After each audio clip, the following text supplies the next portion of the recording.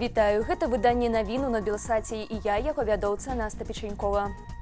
У Палацы Незалежнасці кадравы дзень Лукашенко прызначыў 2 новых міністраў.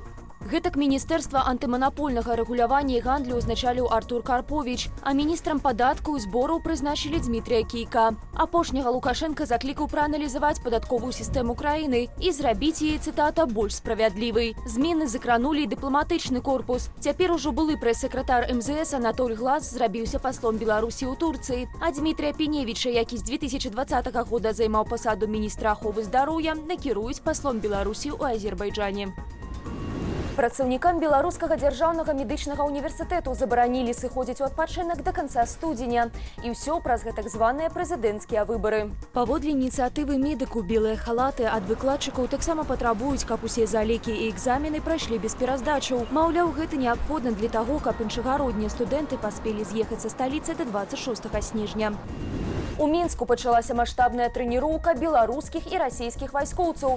Пра гэта паведамляе Міністэрства абароны нашай краіны. Паводле ведомства трэнаванні з'яўляецца падрыхтоўкай да сумесных з Расіяй вучэнняў «Захад-2025», што пройдуць у Беларусі ў верасні. З 14 до 16 студзеня на стацыянарных пунктах управлення прадстаўнікі ўзброеных сілаў Беларусі і Расіі прапрацуюць адзін з варыянтаў прымянення груповак войскаў у ходзе сумесных дзеянняў. Раней у Міністэрстве абароны адзначалі, што ў вучэннях «Захад-2025» возьмуць удзел каля 13 000 асобаў. У ведомстве не выключаюць запрашэнне дэлегацый ад краіну-хаўрусніц, ды нават заходніх назіральнікаў. Апошні раз вучэнні «Захад» адбыліся ў Беларусі ў 2021 годзе. Праўда, тады ў іх удзельнічала значна больш вайскоўцаў, каля 200 000 асобаў.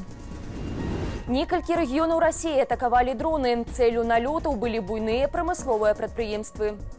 У Казані ў выніку атакі беспілотнікаў адбыўся пажар у ваколіцах заводу «Архсінтэз», які вырабляе пластык высокай трываласці. Пры гэтым мясцовыя ўлады сцвярджаюць, што прамысловыя прадпрыемствы не пацярпелі. Маўляў, загарэлася газавая цыстэрна, якую хутка патушылі. У Энгельсе Саратаўскай вобласці, паводле папярэдняй інфармацыі, дроны ўдарылі па складзе боепрыпасаў на аэрадроме стратэгічнай авіяцыі. Агулам у выніку налёты пацярпелі 12 расійскіх рэгіёнаў. Паводле расійскіх тэлеграм-каналаў у атацы ўдзельнічалі больш за 200 украінскіх беспілотнікаў і 5 балістычных ракетаў.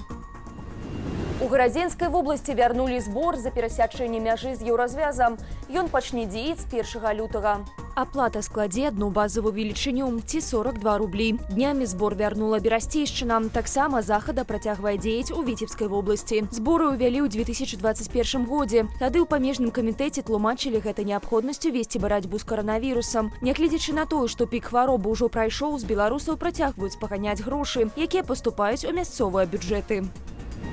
Летась у сталіцы затрымалі больш за 100 000 безбілетнікаў. Паводле Мінск-трансу з іх спагналі больш за 3 мільёны рублёў. Цяпер штраф за безбілетны праезд складае ад паловы да адной базавай велічыні. Гэта ад 21 до 42 рублёў. У Мінск-трансе адзначаюць, што грошы можна заплаціць як на месцы, так і цягам месяца праз АРІП. Пры гэтым штраф не вызваляе даплаты праезду. Паводле ведомства не ўсе правапарушальнікі згодныя з такімі захадамі. Гэтак у мінулым годзе мінімум 6 сталічных кантралёраў пацярпелі ў выніку нападу. Адзначаецца, што на зламыснікаў завялі крымінальныя справы.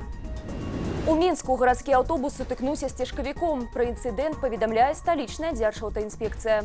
Паводле ДАІ аварыя адбылася на скрыжаванні вуліцаў Люцынскай і Каменагорскай. Папярэдні кіроўца аўтобуса пры павароце налева не прапусціў цяжкавіка, які рухаўся ў сустрэчным кірунку. У выніку транспартныя сродкі сутыкнуліся і атрымалі механічныя пашкоджанні. Пасажыры і абедзве асобы, якія былі за стырном, не пацярпелі.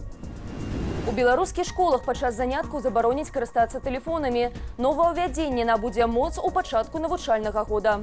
Агентство «Минск новости» со спасылкой на Министерство адукации адзначае, что дети будут сдавать свои телефоны перед первым уроком, а забирать напрыканцы вучэбнага дня. Цяпер школы пачалі закупляць адмысловыя скрыні для захоўвання смартфонаў. Пры гэтым паводле выдання праца ў гэтым кірунку пачалася яшчэ ў 2022 годзе. Гэтак летась абмежаванне ў карыстанні тэлефонамі ўвялі ў сярэдняй школе номер 187. Там смартфоны захоўваюцца цягам дня ў металічных ячэйках. Пры гэтым карыстацца прыладамі нельга не толькі вучням, але і настаўнікам.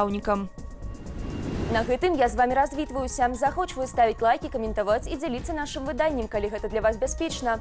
А таксама чытаць Белсат у Тэлеграм, QR-код на вашых экранах. Усяго вам добрага і да сустрэчы.